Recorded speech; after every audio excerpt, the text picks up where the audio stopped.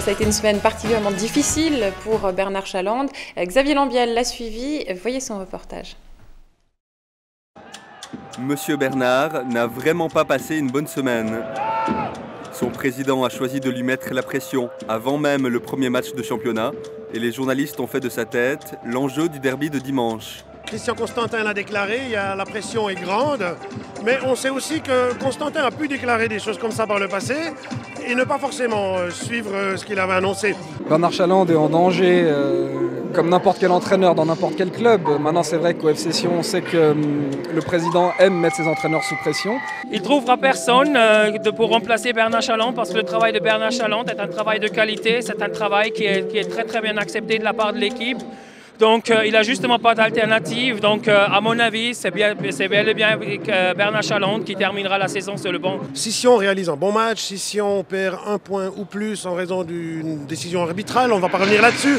Mais peut-être que ça passera mieux que si Sion ne joue pas. Alors là, peut-être qu'effectivement Constantin actionnera le coup près. Sur le terrain, son équipe a joué avec beaucoup de nervosité et d'engagement et les Valaisans ont dominé sans marquer avant de perdre la rencontre.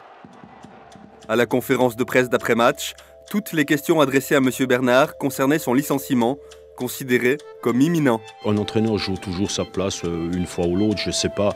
Le problème pour moi, encore une fois, dans ce genre de situation, et là vous pouvez aussi interroger les joueurs, moi j'avais confiance dans l'équipe, j'ai toujours confiance dans l'équipe, donc je n'ai pas du tout joué ce match avec la peur au ventre. Enfin vous l'avez vu encore dans l'alignement de l'équipe, il n'y avait pas, je crois, le signe d'un entraîneur qui est très nerveux et qui a peur, c'est pas du tout ça.